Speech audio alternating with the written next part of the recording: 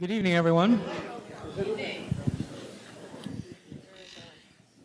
This is Barbara Demick. I'm just delighted that she's agreed to be my moderator, having been in Beijing for how many years? 7 years, Yeah. which makes me a baby at China coverage compared to you. And Yadi Epstein was 12 years in Beijing, so we have some serious Chinese expertise in the room. So thank you all for being here. Well, I was going to introduce you as somebody who's been covering China, I think it said since 1979. Right. It happened by accident. I was on the foreign desk at UPI, and I was trying to get to South Africa or Paris. I thought those were I had no idea where I could go. So one day, I got the phone call from H.L. Stevenson saying, "Bill, we need you in Hong Kong." Edie Lederer was in Hong Kong, having been covered Vietnam for the AP. So off I went to Hong Kong, and the older journalists, Bob Crabb, Aileen Mosby, went into Beijing. It's then called Peking. They thought they were going to win their prizes for the coverage of China's rapid modernization. But nothing changed in Beijing for at least 10 years. And it was all the action was in the south, in Shenzhen and in Canton, Guangzhou. So I ended up winning an Overseas Press Club award for Best Economic Coverage in 1980, which started my long engagement with the OPC. And it's four decades. So that's what started it all. Well, it's a good introduction, Yes. because, as you note at the beginning of your book, you might be, I was only 12 at the time. Yeah. You might be, branded as a China-phobe. Right. You're quite critical of China Right. in this book, also critical of the United States. The New Art of War, China's deep strategy inside the United States. I thought I knew this story of what China is doing in the United States, and I didn't until I read the book, and highly recommended.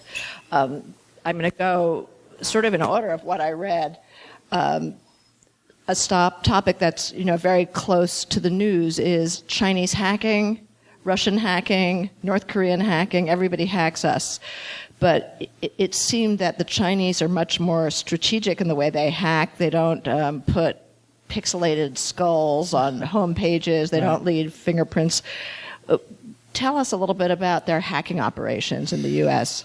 Well, there are several different bodies involved in it. There's the PLA is involved in it. Unit, I think it's 61398, is located in a single building in Shanghai. They've helped penetrate the defense industry's supply base. So they know all the suppliers of widgets to the company that makes them for the Navy. So they've been very active. The Ministry of State Security is probably the largest actor. They cooperate with the PLA, but the Ministry of State Security, they seem to be the granddaddies of them all. They're the ones who were originally involved with the APT-10 in December. This is a case where Chinese hackers, this APT-10 group in Tianjin, were able to fool IBM's cloud computing system. They got past the intrusion detection systems and were able to move into IBM's system, obtain legitimate user IDs, and pose as legitimate users for a period of 4 years. This is incredible. IBM is arguably one of our nation's most sophisticated technology players, and this group in Tianjin made fools out of them by getting inside their cloud computing system and hopping onto the servers and the computers of all the companies that use IBM's cloud computing system. And they did it for 4 years. And the most amazing thing is that after the Department of Justice and the FBI broke it up, IBM told the Wall Street Journal, "We see no evidence that any of our data was compromised or any of the data of our clients." The clear and consistent Chinese pattern is that they make copies of the data they want, then they exfiltrate it through email channels and other channels. So they left no footprints. They left no. And they didn't advertise their presence. No, they were invisible. So the Koreans, North Koreans, of course, they were high profile. They attacked the Hollywood studios, Sony, and crashed its computers. The Chinese don't crash computers. They get inside, they infiltrate, they get what they want, and then they leave. The Russians are obviously very sophisticated. Their emphasis has been on social media, and they may be penetrating some institutions, but what the Chinese have done has been massive, consistent, systematic across banking, telecommunications, healthcare, so many different sectors of our society. Yeah, that's something that really surprised me in the book because, you see the obvious targets, military defense contractors, but they seem to be going for, rather small subcontractors. You gave one example of a company in the Midwest, was it? Right. So this fellow I interviewed for Chief Executive Magazine was out golfing one Saturday morning, and his boss called him, the CEO of the company called him and said, James, what's wrong with our damn systems?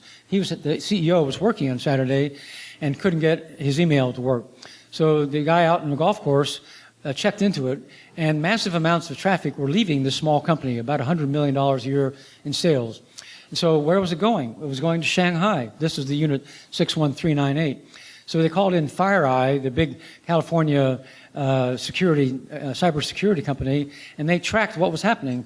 And so they caught him in the middle of trying to exfiltrate this data.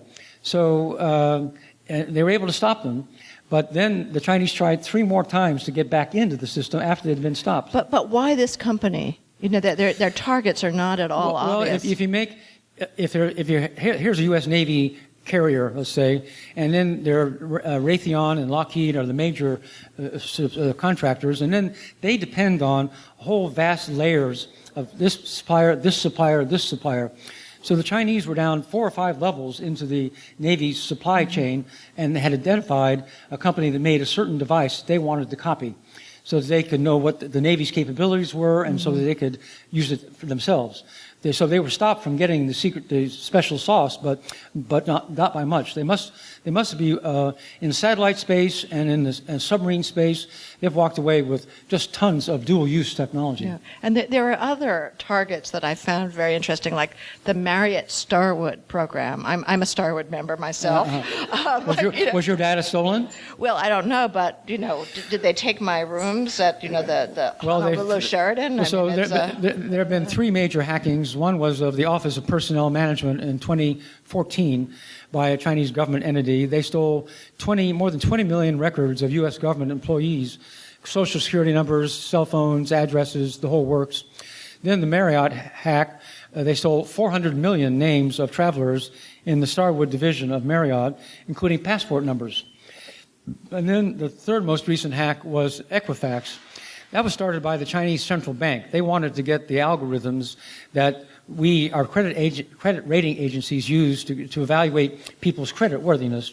But in the process, they got 140 million names of individuals and their complete credit reports.